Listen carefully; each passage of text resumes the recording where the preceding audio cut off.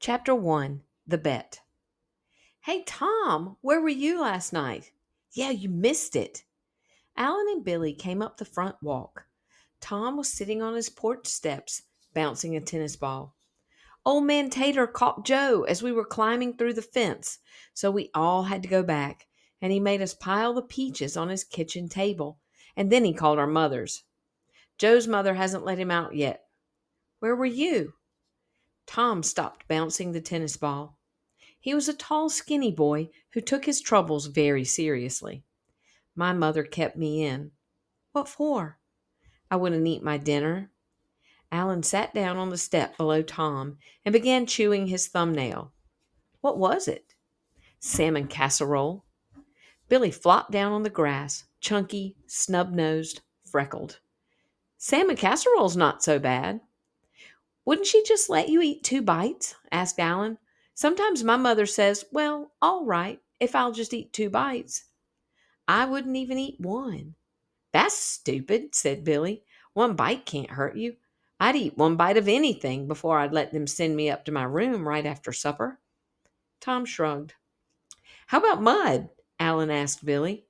You wouldn't eat a bite of mud. Alan argued a lot. Small, knobby-kneed, nervous, gnawing at his thumbnail, his face smudged, his red hair mussed, shirt tail hanging out, shoelaces untied. Sure I would, Billy said. Mud. What's mud? Just dirt with a little water in it. My father says everyone eats a pound of dirt every year anyway. How about poison? That's different. Billy rolled over on his back. Is your mother going to make you eat the leftovers today at lunch? He asked Tom. She never has before. How about worms? Alan asked Billy. Tom's sister's cat squirmed out from under the porch and rubbed against Billy's knee. Sure, said Billy. Why not? Worms are just dirt. Yeah, but they bleed. So you'd have to cook them. Cows bleed. I bet $100 you wouldn't really eat a worm. You talk big now, but you wouldn't if you were sitting at the dinner table with a worm on your plate. I bet I would. I'd eat 15 worms if somebody'd bet me $100. You really want to bet?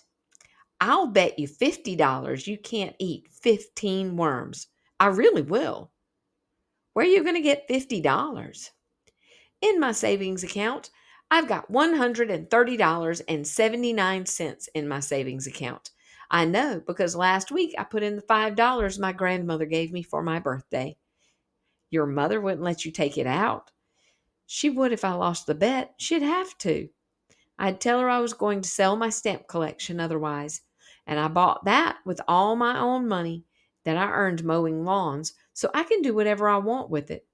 I'll bet you $50 you can't eat 15 worms. Come on, you're a chicken. You know you can't do it. I wouldn't do it, said Tom. If salmon casserole makes me sick, think what 15 worms could do. Joe came scuffing up the walk and flopped down beside Billy. He was a small boy with dark hair and a long nose and big brown eyes. What's going on? Come on, said Alan to Billy. Tom can be your second, and Joe will be mine, just like in a duel. You think it's so easy. Here's your chance to make $50. Billy dangled a leaf in front of the cat, but the cat just rubbed against his knee, purring. What kind of worms? Regular worms. Not those big green ones that get on the tomatoes. I won't eat those. And I won't eat them all at once. It might make me sick. 1 worm a day for 15 days. And he can eat them any way he wants, said Tom. Boiled, stewed, fried, fricasseed. Yeah, but we provide the worms, said Joe. And there have to be witnesses present when he eats them. Either me or Alan or somebody we can trust, not just you and Billy. Okay, Alan said to Billy. Billy scratched the cat's ears. $50. That was a lot of money. How bad could a worm taste? He'd eaten fried liver, salmon loaf, mushrooms, tongue, pig's feet. Other kids' parents were always nagging them to eat, eat. His had begun to worry about how much he ate.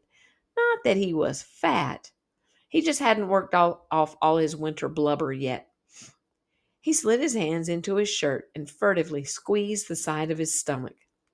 Worms were just dirt. Dirt wasn't fattening. If he won $50, he could buy that mini bike George Cunningham's brother had promised to sell him in September before he went away to college. Heck, he could gag anything down for $50, couldn't he? He looked up. I can use ketchup or mustard or anything like that as much as I want? Alan nodded. Okay. Billy stood up. Okay. Chapter 2. Digging. No, said Tom, that's not fair.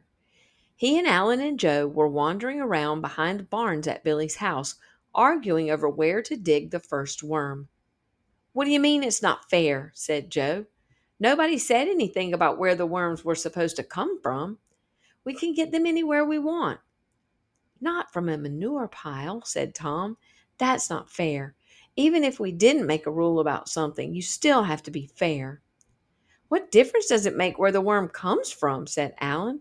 A worm's a worm. There's nothing wrong with manure, said Joe. It comes from cows just like milk. Joe was sly, devious, a schemer. The manure pile had been his idea. You and Billy have got to be fair too, said Alan to Tom. Besides, we'll dig in the old part of the pile where it doesn't smell much anymore. Come on, said Tom, staring off across the field, dragging his shovel. If it was fair, you wouldn't be so anxious about it. Would you eat a worm from a manure pile? Joe and Alan ran to catch up. I wouldn't eat a worm, period, said Joe. So you can't go by that. Yeah, but if your mother told you to go out and pick some daisies for the supper table, would you pick the daisies off a manure pile? My mother wouldn't ask me. She'd ask my sister. You know what I mean. Alan and Tom and Joe leaned on their shovels under a tree in the apple orchard, watching the worms they had dug squirming on a flat rock. Not him, said Tom, pointing to a night crawler. Why not? Look at him. He'd choke a dog. Geez, exploded Alan. You expect us to pick one Billy can just gulp down like an ant or a nit? Gulping's not eating, said Joe. The worm's got to be big enough so Billy has to cut it into bites and eat it with a fork, off a plate. It's this one or nothing, said Alan, picking up the night crawler. Tom considered the matter. It would be more fun watching Billy try to eat the night crawler. He grinned. Boy, was it huge! A regular python. Wait till Billy saw it. We let you choose where to dig, said Alan. After all, thought Tom, Billy couldn't expect to win $50 just by gulping down a few measly little baby worms. All right, come on. He turned and started back toward the barns, dragging his shovel.